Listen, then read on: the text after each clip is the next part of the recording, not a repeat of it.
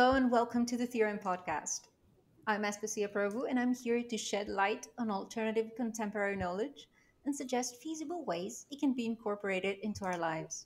Kriska Pineda is the author of Through Me, a self love and mindfulness journal, which was born out of her personal journey in cultivating inner space, self love, and healing. She's a passionate advocate of inclusive and mindful feminism, and she curates powerful, vulnerable, and courageous stories on a platform called Zen Feminism. She believes in the power that stories hold in healing from our individual and collective shame, guilt, and fear. Prior to uprooting her life in the Philippines and relocating to Malaysia in the name of love, Kriska was an HR manager of a multinational recruitment company. Kriska's current work is all about helping women embrace their power through self love and mindfulness tools, workshops, and safe spaces. Kriska, welcome to Theorem.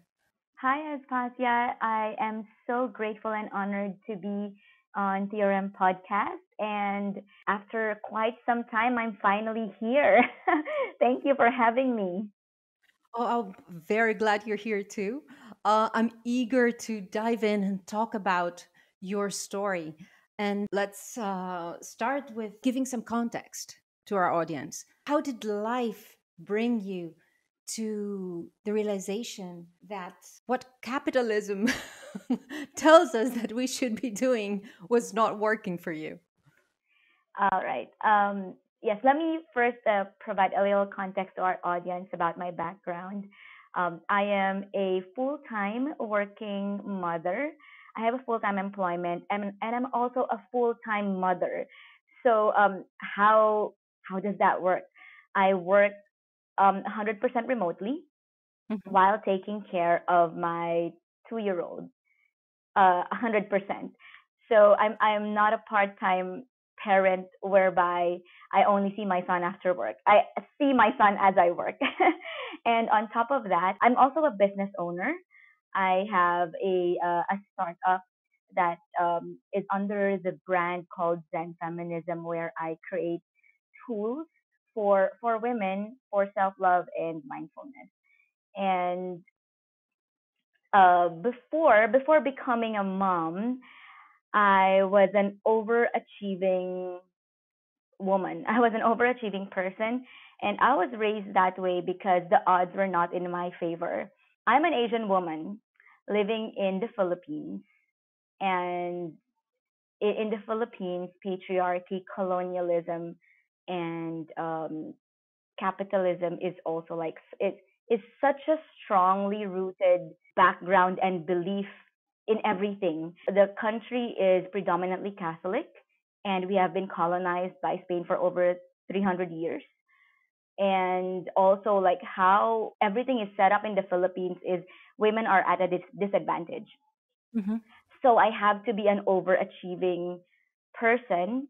And on top of that, we are not well off. When I say we are not well off, we used to live in a garage. My parents used to have a bicycle, and that bicycle is where all five of us, like because I have two brothers, we use a bicycle as a mode of transportation. So it doesn't matter if it rains, which it always rains in the Philippines. This is our mode of transportation. And growing up, it was not very easy financially, but I always felt that we are happy and we have more than enough, thanks to Mhm. my dad, who's always in such a happy state, and also my mom, who never complained. So even though now that I am old enough to understand that it was such a struggle, I had a happy childhood, and I can say the same for my brothers. So yeah, the realization that this is not working for me was it started in in my 30s. Mhm. I just turned 38, and it started when the pandemic hit. It's 2020. Uh, moving here in Malaysia, I had to start my career from zero because I am a foreign spouse of a Malaysian. The laws are also not friendly for me, meaning when I moved here, I have to be forcibly unemployed for at least a year, and I'm also at a disadvantage because I am in my mid 30s. I am married. I am a woman. I'm a foreigner. So in order for me to put my foot in the door, because even if I apply for normal jobs online, they would just look at the nationality and the age and like the civil status. They would think, oh, this is a woman in her mid 30s who's married. She's probably wanting to have a child, and she's a foreigner, so let's not hire her. So without even looking at what I have to offer, it's just like looking at those few boxes. It's an immediate no. So I did apply for jobs for so many from a lot of companies, and I don't get anything until I found a startup that was using an app, and the app is like a dating app. You swipe right if you like it, or you swipe left if you don't. Sorry, I had Mhm. never used dating apps, so I'm not sure if it's left or right. So I swiped that I'm interested, and the position is an intern, and I applied as an intern at a fashion startup company in my 30s. The owners are 10 years older than me, and in that 10-person headcount, I am I'm overqualified. I have the most experience. I'm the oldest, yet I am paid as an intern. But I was so happy. I had to travel an hour and a half to get to the office, but I felt so happy because I finally had the opportunity.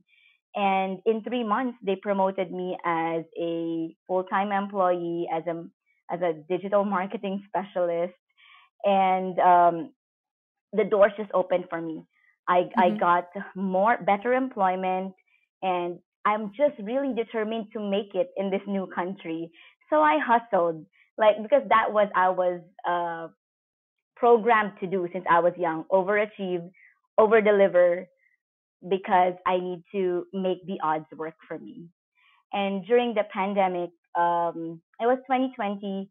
I was 35, and my husband and I decided that we want to expand our family after 5 years of marriage. It's about Mhm. time.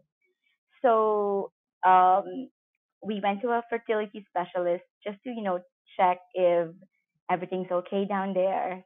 And it turned out that both of us uh, were not blessed with enough goods to produce a human naturally. Whoa. So we opted for IVF. And during that time, I was just promoted in this new job. I didn't give the time and space for myself to even go through the IVF process in a rested state. I was very stressed, but because that was my mode of working, I thought that that was the norm. That my nervous system is always heightened. I'm always in a fight or flight. I thought that was normal back. Mhm. I thought that was normal back then. So I just Kriska, most continued people with the do. IVF, injecting myself with all these medicines, but working until late night because I have to go to the US to do a bunch of other stuff. And I was newly promoted. And as a newly promoted person, I had to prove myself yet again and over deliver. It doesn't matter if I'm doing IVF.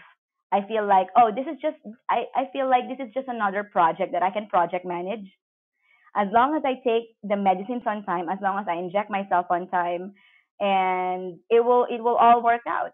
You know, it's as easy as follow the steps. It will work out. Lo and behold, on the final day of injection, I have my eggs checked, and it should be stimulated and growing by now. But then none of them were growing.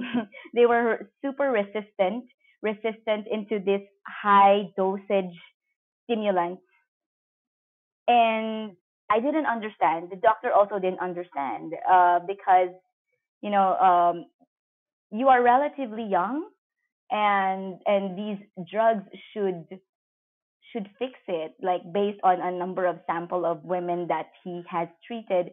But how come your eggs are not even responding? And so the cycle was terminated because there's nothing to harvest. And he said, maybe let's try again after 6 months. we'll try different drugs. Maybe this time you take a leave and Mm-hmm. all of that. So after the IVF, I straight went to the US to still perform this huge project. I was very hormonal. I was jet lagged. I was crying in the toilet because I don't understand. I'm so tired. But my body was just like, what, this is normal. Yes, you can do it. You can do it, girl. Just suck it up and continue with the project. I had no time to process what just happened emotionally, even mentally. It's easier for me to process mentally. So there was no time to process all out work. And then the pandemic happened. I had no time to process what just happened as well because I had to fly back from the US to Malaysia, almost not making it back home because everything was closing down. Somehow, the universe allowed me to board the planes, even though I almost got booted out of the planes. Because I'm a Filipino, why is my end destination Malaysia? To like explain again and again. And it all worked out. It all worked out. I finally arrived home. And when I arrived home, everything was on lockdown. I couldn't go out. And probably that was the best blessing because I had the time to process things. Mm-hmm. Mm-hmm. It went on lockdown. I got demoted from this new promotion because it was events related. And now that everything is on lockdown, I don't have any work to do. So I exerted all of my effort to prove myself at the expense of my health and at the expense of my burning desire to be a mother. And at the end of the day, it's like it It wasn't all worth blew it. up. Yeah. Ouch. Yes, it felt like, sorry for my French, it felt like I was screwed. Yep. uh, and that was when I started thinking that this isn't working anymore. Why am I compromising my well being, my health, my eggs for a job that for something that is so dispensable? I am dispensable. I am dispensable no matter how hard I work, no matter what I sacrifice. The businesses won't understand, and that's just life. Mm-hmm. It's not that I have any hard feelings, but that's just how the world works right now. Mm-hmm. And so I spoke to my manager at the time, and I told her that this position, because it's like floating. I got demoted, but then it's still there. You're not if when it's time to get onto it, you'll get back to it when the world Mm-hmm. opens. But I told her that this position is well suited for someone who is younger, who is hungrier, and whose life goals and values currently align with, climbing the corporate ladder. And because Mm-hmm. I Mm-hmm. realized at this stage in my life, this is not the journey that I want to take anymore. I have been doing this for the past 15 years, and it's just like a cycle. I want to get out of this loop. And I told her that you can give this position whenever it's open again to someone. Kriska, may I ask? This is a very, mm, it's a pretty important thing to say, that to realize, first of all, that this is no longer serving me. This is not the path that I want to be on.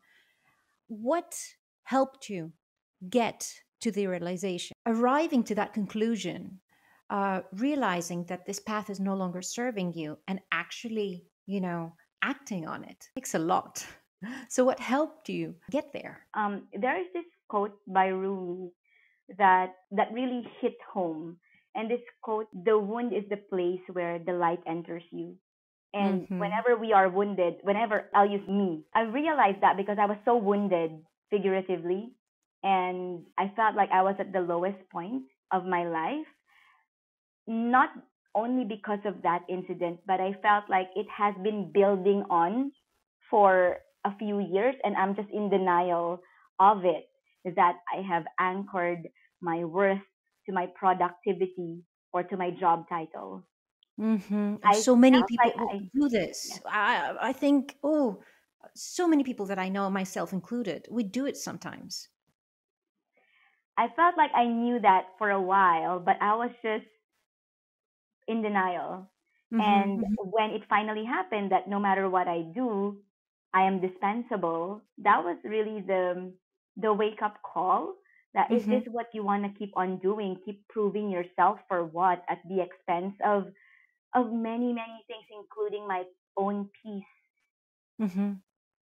It's not worth it. I think most of us, when we get wounded or when we are at the lowest point of our lives, we have that aha moment, that realization, and it needed to be that, because it's like, let's say I hit myself on the wall and I just have a little bump. I would Mm-hmm. continue doing it until probably I get a fracture and blood all over my face in order for me to realize that, hey, wake up, this is not working. And that, I think that was what helped me to be in that realization. And of course, my age. Mm-hmm. I, Mm-hmm. I think that played a role because when I was in my 20s, I still have the energy to keep doing that, to keep hitting myself. um, I still had that energy, but now in my 30s, it's like it's a whole new different era for me. Mm-hmm. Mm-hmm. Like there's less denial, less BS that I can tolerate. Mm-hmm. And yeah, so these two things, the being at one of the lowest points of my life and my life experience and age, has given me the courage, to, this is not working anymore, this is enough, let me pivot. Yeah. So you hit rock bottom, and how did you start swimming back up? All right. So how did I start swimming back up?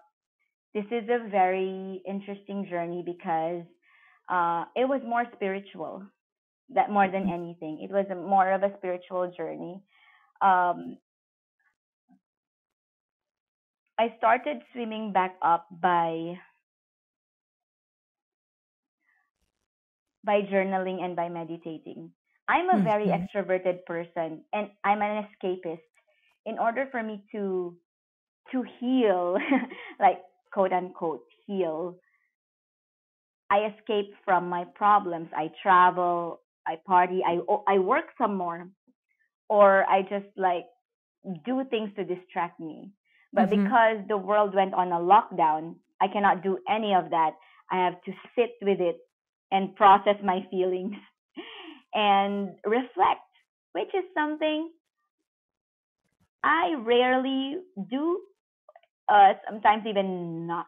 I haven't done because I like to stimulate myself more Mm-hmm. than reflect and Uh-huh. feel all my feelings.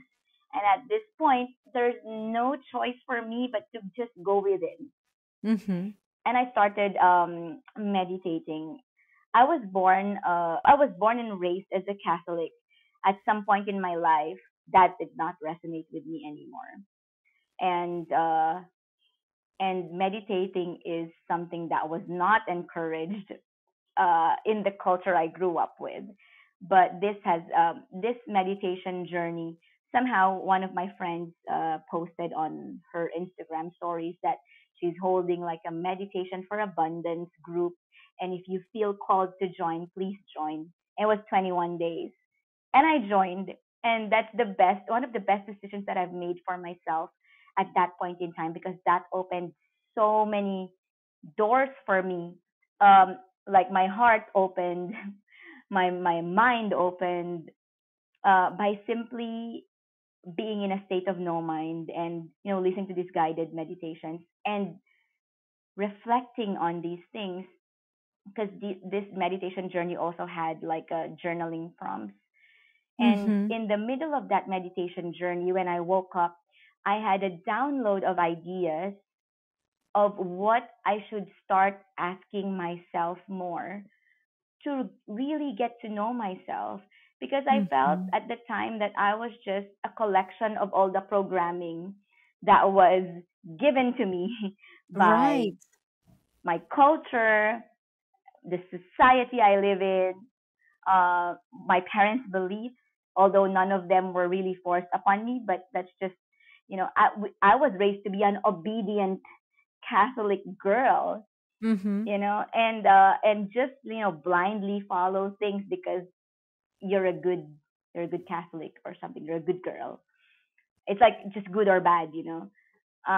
And during that time, I just wrote down all of these prompts that I was inspired to ask myself and do it on a daily basis.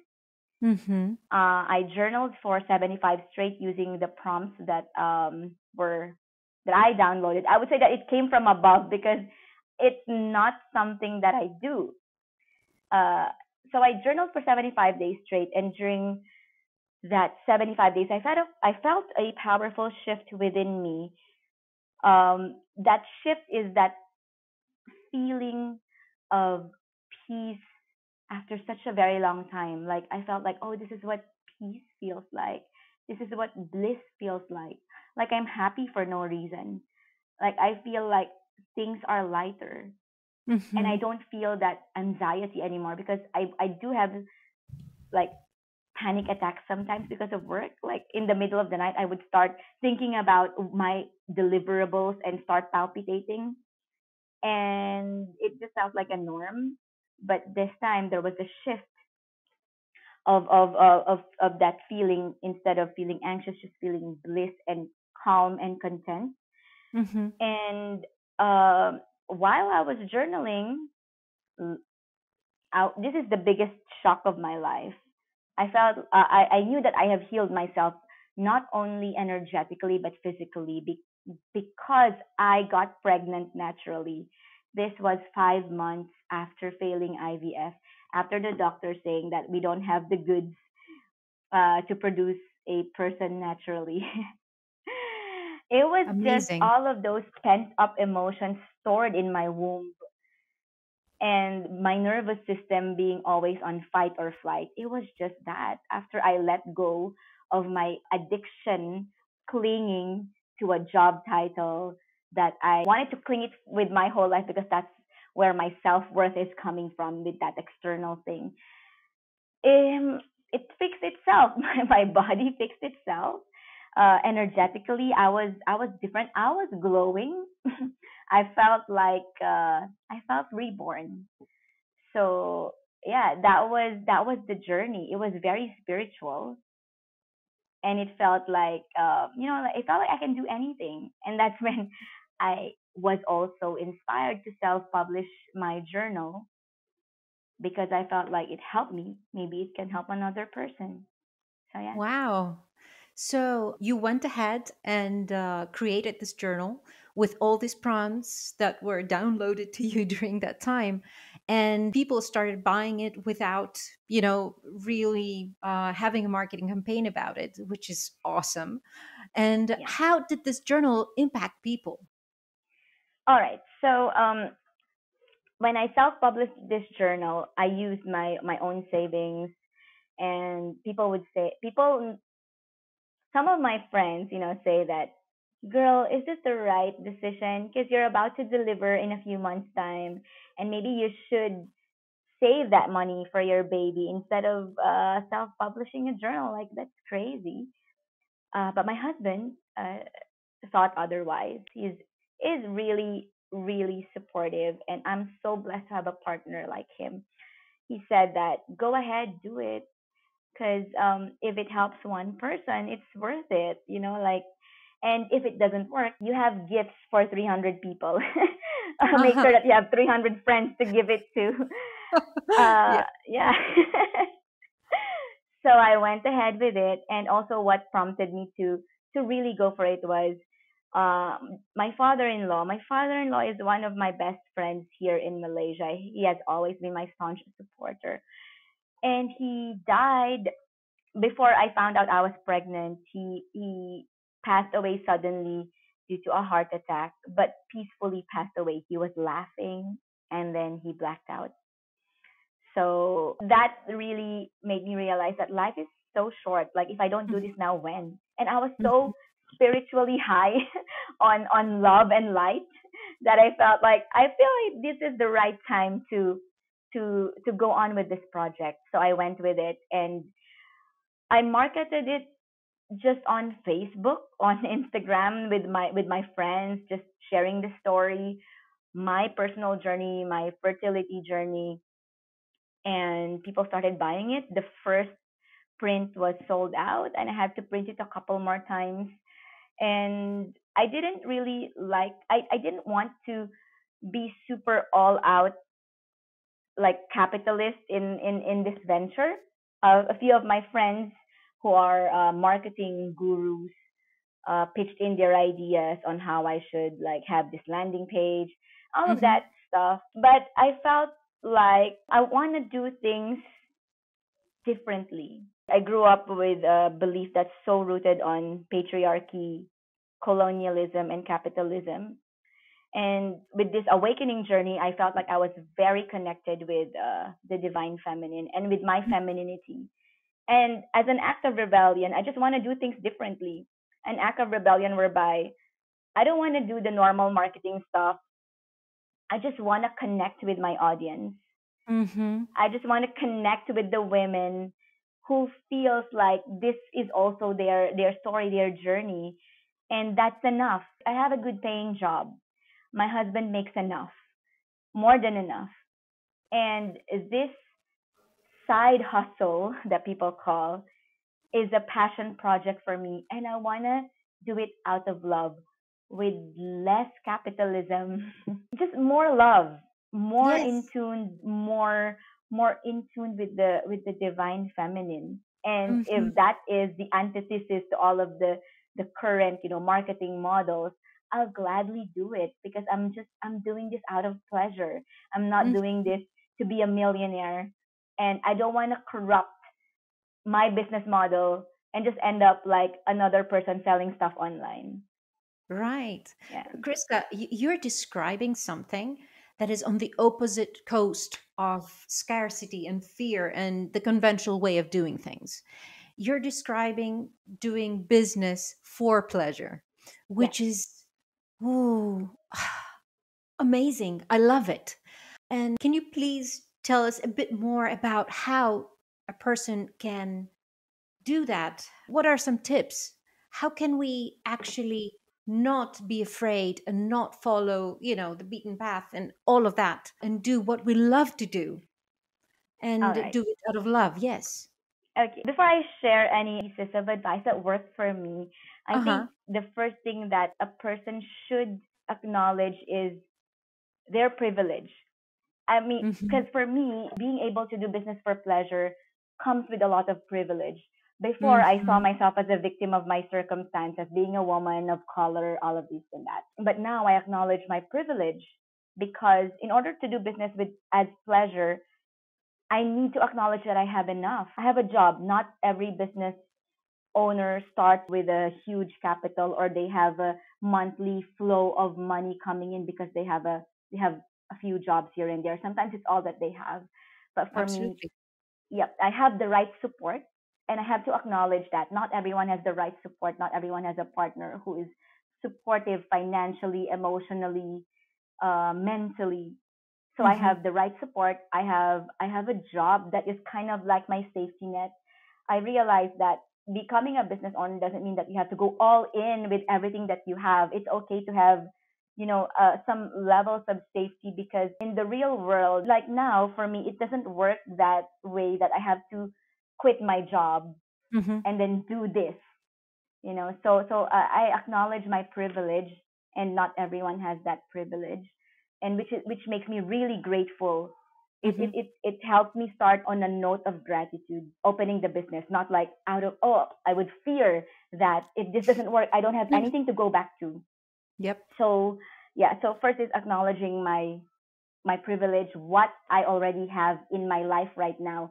So I entered the business with a higher vibration, with a Mhm. vibration of abundance, not being led by fear. And that's how I feel like I have started planting seeds of love in this business. The main thing that worked for me is Mhm. unlearning my belief system that was rooted in, patriarchy, colonialism, and capitalism because that's I was born in that with these already in place. Viewing things from a perspective of abundance versus lack and love versus fear is, acknowledging what I already have in life, looking at the abundance that I already have in life. How does a person acknowledge that?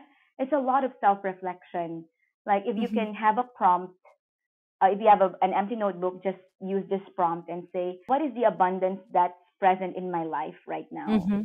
And abundance is not just, you know, liquid money. It's not just that.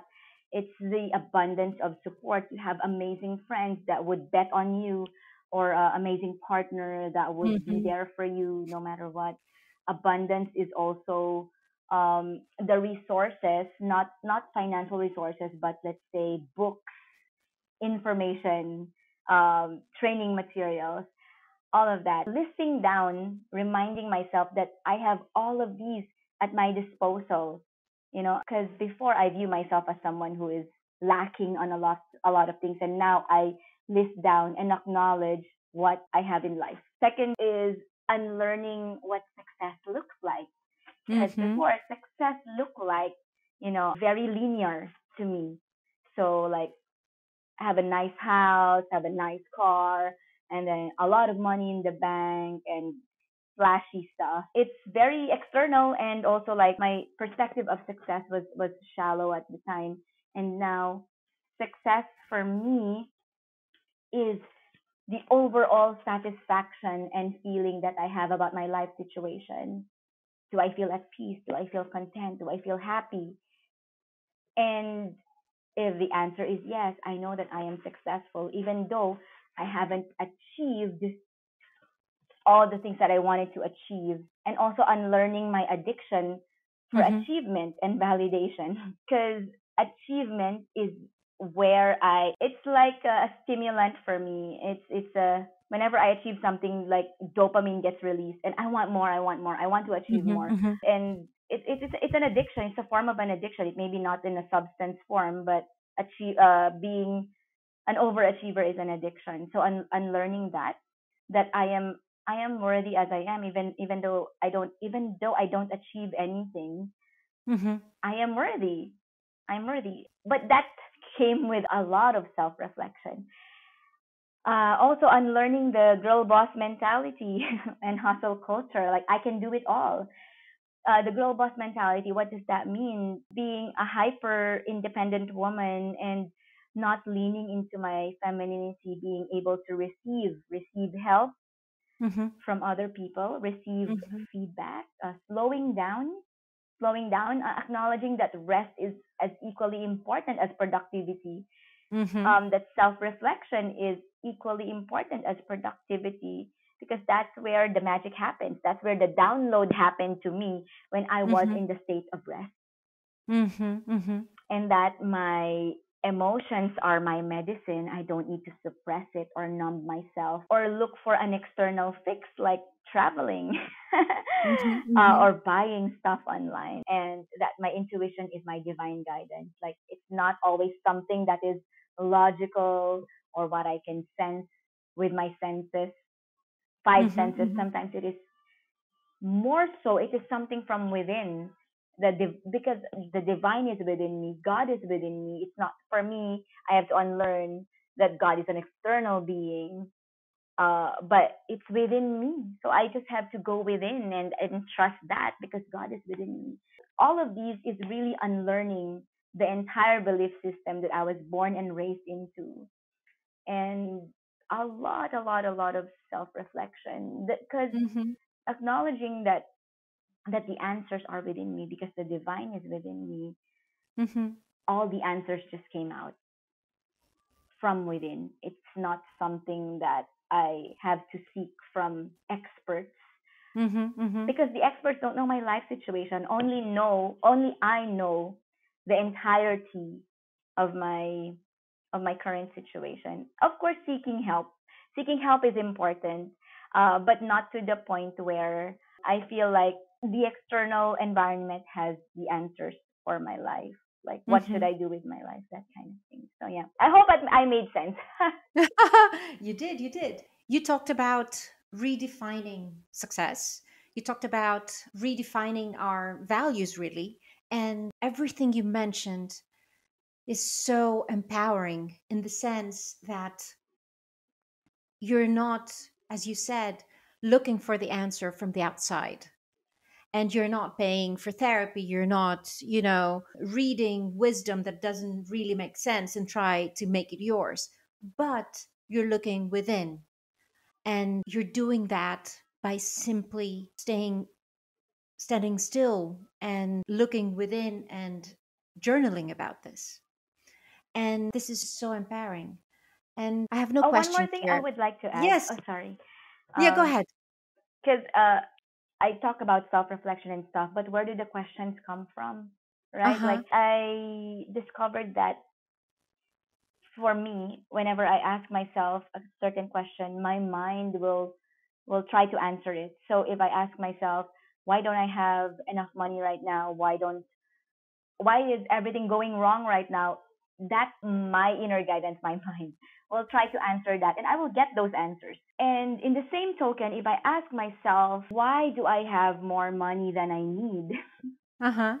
My mind and my inner guidance will answer that question as well. So why do I have to ask questions that are disempowering? Why don't I ask questions Ooh. that are empowering? So that's where my self reflection comes from. Mm-hmm. It's both light and shadow work.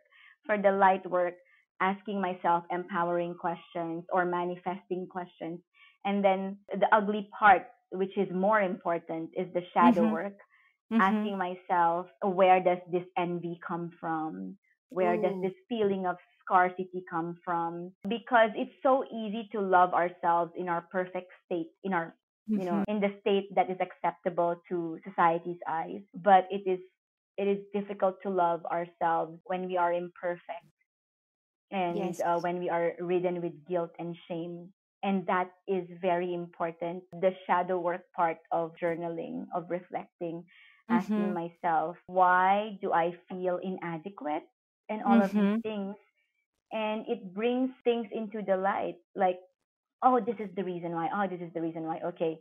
And just acknowledging that, Kriska, I love you. I know you feel shitty right now. You feel Mm-hmm. shameful, but that shitty version of yours is worthy, is enough just as she is. So Mm-hmm. these two things are what I do in self reflection. There are a lot of prompts online that you can use if you're thinking of what what should you ask yourself. Mm-hmm. There's a lot of questions, but we don't ask ourselves enough. Mm-hmm. We don't have that conversation with ourselves enough. And you don't need to speak to yourself in front of a mirror. You just need to write it down, and you can Mm-hmm. read it and reflect on it, and you will get more answers and more clarity that way.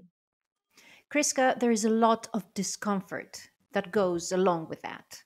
Shedding light on your shadows and the dark parts in you. How do you suggest that we navigate that, the discomfort? I will speak as a woman, right? Mhm. Because I feel like women are just nurturing. We have that instinct to nurture and care for people. Mhm. Just imagine if you have a child. Imagine your child is in front of you, bearing his her soul, things that she did wrong that are shameful, and they're opening up to you. Would you hold space and accept whatever is being disclosed to you, or would you shame that child? You wouldn't, right? I mean, if you are in a healthy state of mind, you Mhm. wouldn't shame that kid who is opening up to you, but you Mhm. will accept and just allow, just hold the space. Yep. And it's the same with, now replace that child to you, to your Mhm. 5-year-old version, to your 3-year-old version, and just allow that 3-year-old, 5-year-old you to just pour her heart out. Just give that space and hug that figuratively. Hug that little you figuratively. If it's uncomfortable, always visualize yourself as a child, and you will have more compassion. More Right. So compassion in compassion. holding the space. Yes. Yeah. Compassion is the answer. Right. Wow. Well, thank you for all of this insight. How empowering and how grounded it is. I love it. It's grounded, empowering, and simple, and something that anybody can do. So, thank you for sharing. I feel that my horizon has expanded. I feel that I feel safer to do this work on my own and inspired at the same time to do it. So, again, thank you very Awesome. much for sharing all of this. Thank you so much. I feel very warm and grateful inside hearing um, how you are feeling with my sharing, with my simple sharing. Thank you. And thank you. Thank you for listening to the Theorem podcast. Connect with me on social media at Aspasia Provu and at theorem.podcast and share your thoughts. You may support us on Patreon. Visit the website aspasiaprovu.com/theorem for more.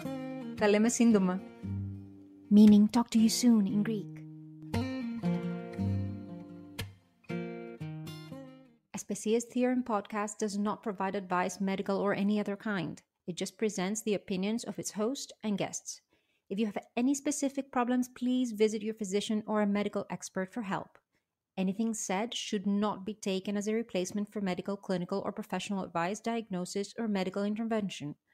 The episodes of Aspasia's Theorem podcast may, at times, cover sensitive topics, including, but not limited to, mental health, nutrition, health, politics, spirituality, alternative medicine, energy healing, and the use of plant medicines.